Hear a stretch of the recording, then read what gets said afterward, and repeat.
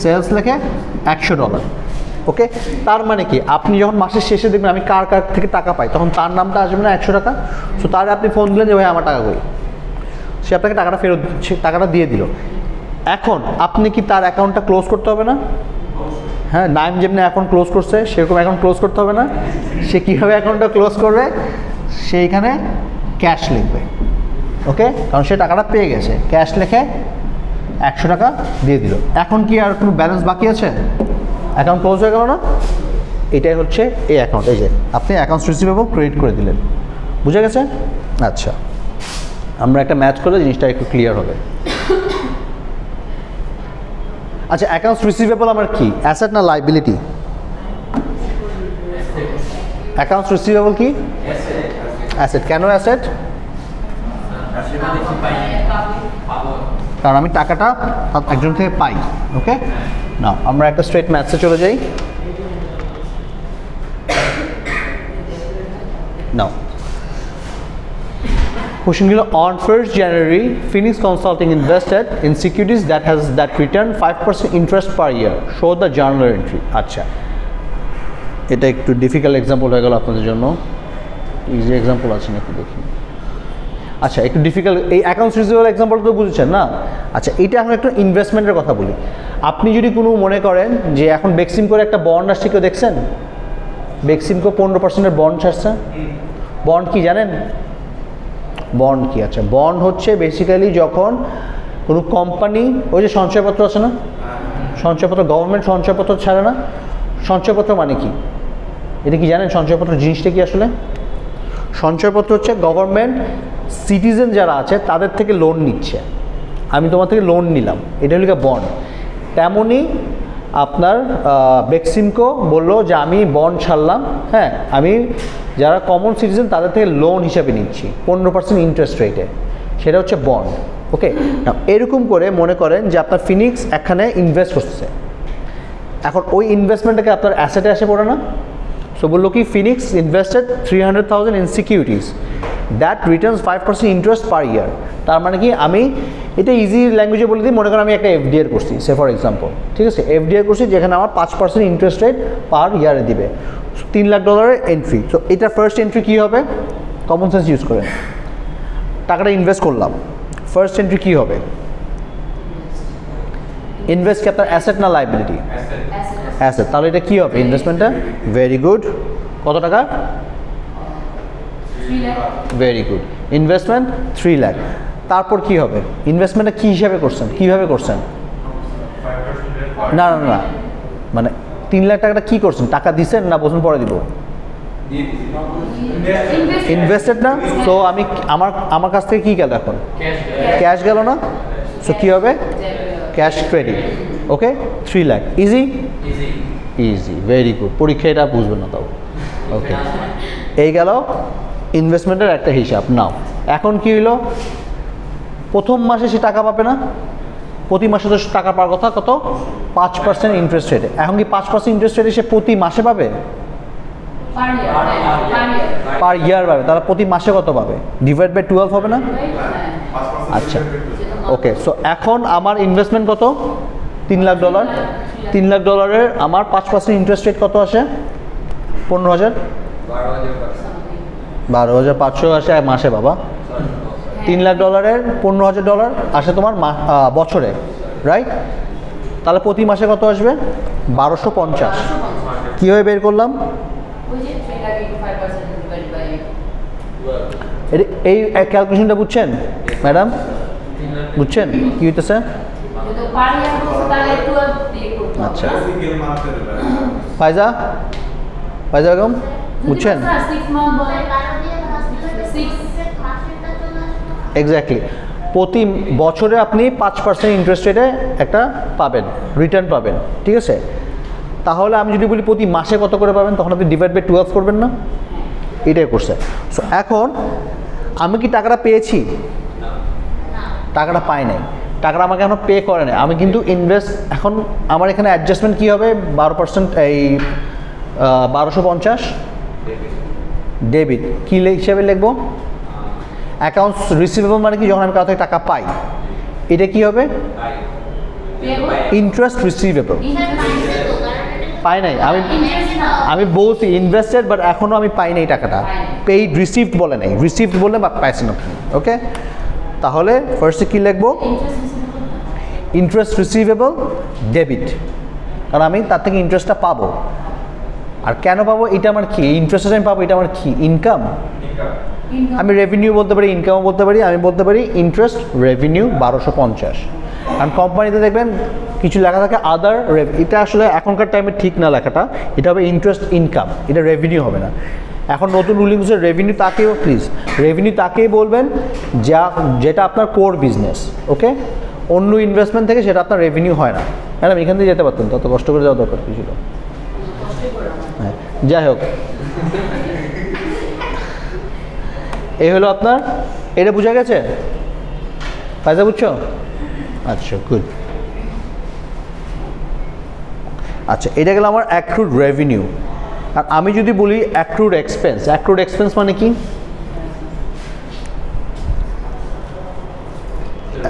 Accrued revenue হচ্ছে কি? আমি টাকা পাবো। অ্যাক্রুড এক্সপেন্স কি? আমি টাকা দিব। হ্যাঁ, এখন আমার টাকা দিতে হবে। কী হলো বেট কি? কেন তুমি তো টাকায় ছিল ঠিকই। হ্যাঁ, আচ্ছা, ওকে তোমাকে ফোন দিয়ে আমি ঢুকতেছি ক্লাসে, তুমি শখ করো না। ওকে তুমি নেক্সট দিন ক্লাসে ঢোকার আগে, শুনো, নেক্সট দিন ক্লাসে ঢোকার আগে ওকে ফোন দিবা যে আমি ক্লাসে ঢুকতেছি, তুমি শখ করো না। ওকে, আচ্ছা ঠিক আছে। এখন তো শখ হলো না, ও তো ঢুক করে ঢুকছে। যাই হোক, আচ্ছা, পাত্রী কেটে যাচ্ছে কিন্তু। আচ্ছা, ও তো এমনি অ্যাকাউন্ট ক্লোজ করেছে। যাই হোক, ওকে, নাও অ্যাক্রুড এক্সপেন্স। ওকে, কোনটা স্যার? ইন্টারেস্ট, হ্যাঁ বুঝে গেছে। আচ্ছা ঠিক আছে।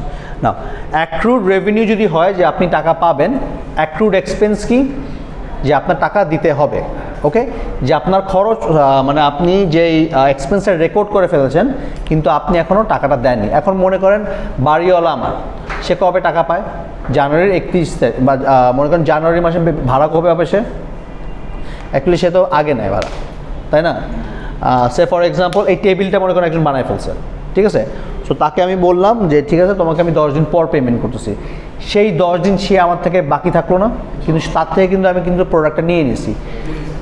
যখনই আমি প্রোডাক্টটা নিই, এখন মনে করেন 10 দিনের মধ্যে আমার যদি প্রোডাক্টটা নষ্ট হয়ে যায়, মনে করেন আল্লাহ মাফ করে কিছু হয়ে বৃষ্টি পড়ে টেবিলটা ভেঙে গেল, নষ্ট হয়ে গেল, হ্যাঁ, আমি কি ওকে বলতে পারবো যে না আমি তোমাকে টাকা দিব না? কেন বলতে পারবো না? আমি তোর এখন টাকা দিই না, কারণ আমি কি করছি, ওর থেকে অলরেডি রিস্কটা নিয়ে নিছি যে এটা এখন আমার মালিকানা এসে বসছে। তো যখনই আমি মালিকানাটা নিয়ে নিব, তখনই একটা বলছিলাম যে রিস্ক ইজ ট্রান্সফার্ড রেভিনিউর জন্য, এই যে এক্সপেন্স রেকর্ডেড।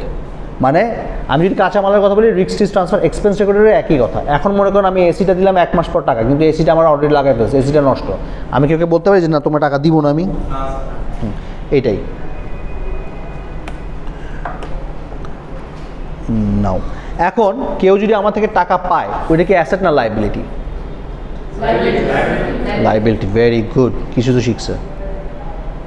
আচ্ছা, এখন আমরা ম্যাথসে আসি direct. Now on January 2nd, Phoenix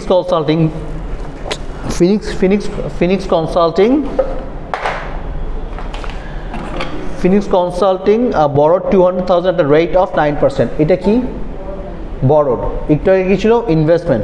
বুঝলাম না, বেটার 3 লাখ টাকা ইনভেস্ট করে 2 লাখ টাকা কেন নিল? আচ্ছা, সে 2 লাখ টাকা লোন নিল। at what rate? 9%. So interest is due on first, এই কথাটা মাথায় রাখবেন, on first of each month। মানে কি? মাসের 1 তারিখ। যেমন ভাড়া আমরা কি করি, এই মাসের ভাড়া আগে দিয়ে দিই না, তাই না? এই মাসের ভাড়া আগে দিয়ে দিই। এটা হচ্ছে ইন্টারেস্টটা এরকমই, যে তুমি মাসের শুরুতে আমার ওই মাসের টাকা দিয়ে দিবা, মাসের শেষে না। আমি যদি বললাম এন্ড অফ দ্য মান্থ, তার মানে কি জানুয়ারি মাসের ভাড়া, সরি জানুয়ারি মাসের ইন্টারেস্ট তুমি জানুয়ারির 31 তারিখের দিবা। আর যদি বলি ফার্স্ট, তাহলে জানুয়ারির মাসের ইন্টারেস্টটা তুমি জানুয়ারির 1 তারিখে দিবা। ঠিক আছে, এখন কি বললো শো দ্য জার্নাল এন্ট্রি। এখন জার্নাল এন্ট্রি কী হবে, সে ফার্স্টে কী করছে, সে লোন নিছে, লোনটা কি হিসেবে নিছে, সে ক্যাশ হিসেবে নিছে। সো আমার কি বাড়লো কি কমলো,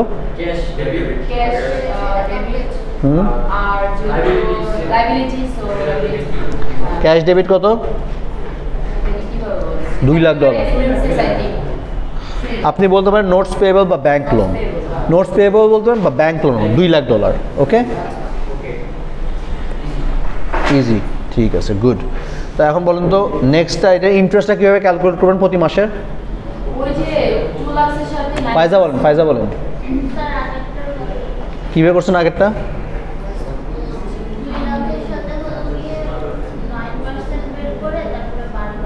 শাবাশ, ভেরি গুড। সো এখানে আমার কি আসবে, যে আমি $2,00,000 investment at 9% interest rate, okay, divide by 12, sorry না, এটা ফেব্রুয়ারি 1 দিতে হবে জি আপনার। আসেন স্যার, নাও এখন আমার এখানে জার্নাল এন্ট্রি কী হবে ইন্টারেস্টের, ইন্টারেস্টের জার্নাল এন্ট্রি কী হবে, ইন্টারেস্ট কি, সুদ, আমি টাকা পে করি নাই,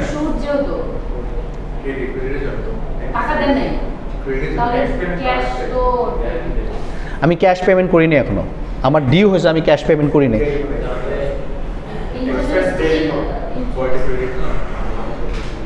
ডেবিট কি হবে, ইন্টারেস্ট আমার কি, আগে এটা বলেন, এক্সপেন্স, ভেরি গুড, ইন্টারেস্ট আমার এক্সপেন্স, তো এক্সপেন্স বাড়লো না, এক্সপেন্স বাড়লে কি হয়, তো এখানে কী লিখবো, ইন্টারেস্ট এক্সপেন্স কত, 1,500 টাকা এক মাসের, ওকে। আর ক্রেডিট কী হবে, আমি কি পে করছি, পে না করলে কী লিখবি, কী লিখি, রিসিভেবল ছিল যদি যখন রিসিভ করি, payable, very good, interest payable হলো আমার 1,500 টাকা, ওকে, ইজি পিজি, ইজি না, ঠিক আছে, নেক্সট কুইজে দেখবো আমি, নেক্সট কুইজেই দেখবো, সমস্যা নেই। হ্যাঁ, হার্ড, অনেক হার্ড, বলো অনেক হার্ডকে কীভাবে বলো, তোমার থেকে শুনতে যেতেছে।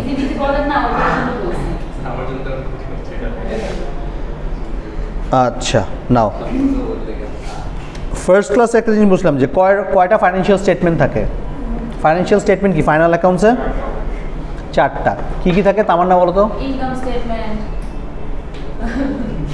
বলো, মহিলা মানুষ তো সবসময় প্রফিটে চিন্তাই করবে, এটা তো মাস্ট। আচ্ছা, আর কি ছিল বলো না তোরা, আর কি ছিল কোহিনূর, ক্যাশ ফ্লো আর ফাইন্যান্সিয়াল স্টেটমেন্ট নামই এটা, ঠিক আছে, balance sheet, income statement, cash flow, আর একটা কি, ওনার সিকিউরিটি স্টেটমেন্ট অথবা retained earning statement, very good. আচ্ছা নাও, নাও এইখানে একটু খেয়াল করেন, কারণ নেক্সট ক্লাসে আমরা আস্তে আস্তে বড় জিনিসের উপর ধরবো হাত। নাও ইনকাম স্টেটমেন্টের ফরম্যাট কি, না ইনকামগুলো আসবে আর এক্সপেন্সগুলো আসবে না, আচ্ছা আমার যত রকমের সেলস আছে, আমার যত রকমের রেভিনিউ, এটা সবচেয়ে ইজি মেথড, ঠিক আছে, এটা আমরা কখনোই জিজ্ঞেস করবো না পরীক্ষায়, ওকে। নাও মেবি মিড টার্মে জিজ্ঞেস করবি, বাট ফাইনালে জিজ্ঞেস করবো না এভাবে। নাও রেভিনিউতে কী কী আছে আমার, এটা বাদ দিয়ে দাঁড়ান, আরে এটা একসাথে আসা করছে। আচ্ছা এখানে আমার রেভিনিউ কী কী আছে, সবসময় মাথায় রাখবেন রেভিনিউ বা ইনকাম কোন সাইডে থাকে ব্যালেন্স শিটের, ক্রেডিট পাশে, তার মানে এই পাশে যেগুলো আছে এগুলো আমার কোনো, ডেবিট পাশে যেগুলো আছে এগুলো আমার কোনো রেভিনিউ না। আমি এটা হলো গিয়ে ইজি স্ক্যানিং, এই যে বলছিলাম না পরীক্ষা কেমন ধাপ শেষ করবেন, টাইম সেভ করবেন, যে আমি রেভিনিউ দেখবো, আমি এখন ডেবিট সাইডে কিছু দেখবোই না, আমি সব ক্রেডিট সাইডে দেখি। সো ক্রেডিট সাইডে কি আছে, ডেপ্রিসিয়েশন না, এটা রেভিনিউ না, accounts payable revenue, interest payable revenue, unearned revenue, unearned revenue, ঠিক কোহিনূর, লাইবিলিটি, মনে রাখবেন ক্রেডিট সাইডে ইনকাম, ইকুইটি অ্যান্ড কি থাকে, liability. Notes payable revenue, capital revenue, sales জি সেলস আমার রেভিনিউ চলে গেল, ইন্টারেস্ট এক্সপেন্স রেভিনিউ চলে গেল, ইন্টারেস্ট রেন্ট রেভিনিউ চলে গেল। এই হলো আমার এই মাসের ইনকাম। ওকে, টাকা পাইছি নাকি না পাইছি সেটা পরের বিষয়, এটা আমার ইনকাম। আর এক্সপেন্স কোন সাইডে থাকে? Debit side. সো ডেবিট সাইডে চোখ চলে যাবে আমাদের, সরি, তো আমার ডেবিট সাইডে কী কী আছে? আমার ইন্টারেস্ট হয়ে গেল, interest expense, depreciation expense and insurance expense. Okay, বুঝে গেল? এটা করলে আমার কি আসলো? Net income. ইনকাম স্টেটমেন্টের আরও অনেক আমি জানি, যারা অ্যাকাউন্টিং করছেন তারা আরও জানেন। Sales minus cost of goods sold equals to gross profit then minus expense. ওইটাতে আমি যাচ্ছি না এখন, ঠিক আছে? কারণ এখানে কিছু টমেটোরা আছে, এখানে তাদের ওগুলো বলতে গেলে ডিফিকাল্ট। হ্যাঁ, আমি তোমার কথা বলছি, আমি বলছি, আমি এরকম বলছি আমি কি বলেছি, আপনি আমাকে বলেছেন? না, আমি তো বলি না, তুমি বলছো, আমি তোমাকে বলছি। আচ্ছা, এই গেল নেট ইনকামের হিসাব। নাও ব্যালেন্স শিট।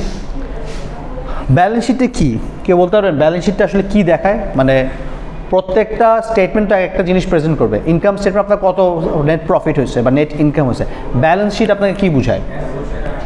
হ্যাঁ, কত টাকা আছে না, আপনার বেসিক দেখবে যে আসলে আপনার কোম্পানি কীভাবে চলছে। বেসিক্যালি আপনার কত টাকা অ্যাসেট আছে, আর এই অ্যাসেটগুলো যে আছে এটা এই টাকাটা আমি কোথা থেকে পেলাম? যে আপনি বললেন যে ভাই আমার তো এখন এই মনে করেন 10 লাখ টাকার অ্যাসেট আছে, কই থেকে আসছে অ্যাসেটটা? কই থেকে আসছে? আপনি কি ব্যাংক লোন নিছেন, নাকি আপনার কোম্পানি প্রফিটে আছে?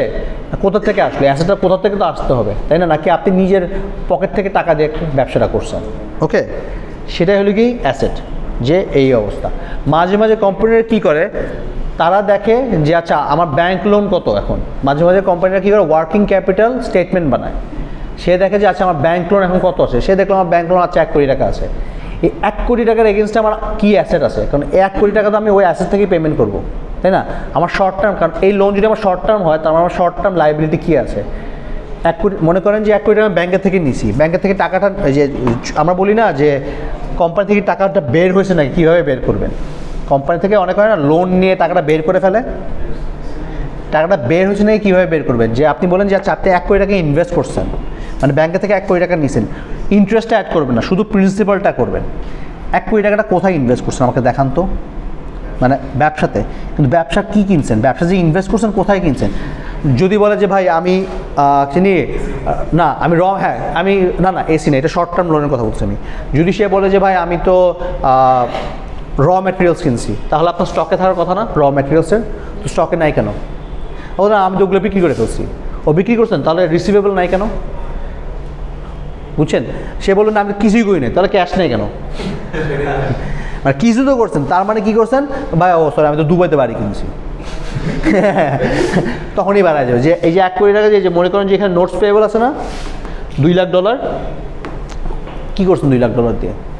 তাকে মানে কোশ্চেনটা এভাবে করবেন যে যখন এরকম মনে করেন যে ফরেন্সিক অ্যাকাউন্টেন্ট না যায়, আচ্ছা 2 লাখ টাকা তার এইগুলো আমি বাদিয়ে দিলাম, হ্যাঁ আমি শুধু এখানে ধরলাম ফার্স্টে যারা যে 2 লাখ টাকা নিয়েছেন, 2 লাখ টাকাটা কোথায় দিয়েছেন টাকাটা?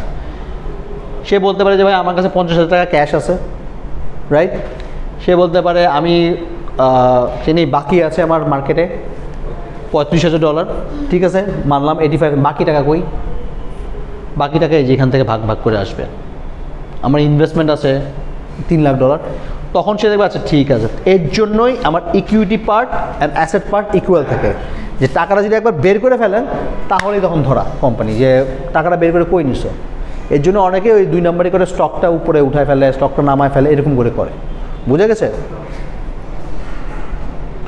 ক্লিয়ার এই পার্টটা? গুড। পরের যে চ্যাপ্টারটা থাকবে একটা শুধু একটু কালকে তো ক্লাস নাই, ইয়েস হ্যাঁ আজকে এতটুকু কী থাকবে, কারণ নেক্সট যে চ্যাপ্টারটা আছে কালকে বৌদ্ধ পূর্ণিমা। কালকে বৌদ্ধ পূর্ণিমা আমার, হ্যাঁ কি না অনেকের হয়, সমস্যা নেই। অনেকের চাচা মামা অনেকে মারা যায়, আমরাও মারছি 4 বার। আমার ছোটো চাচা 4 বার মারছি। অফ করে দাও না, আমি দাদা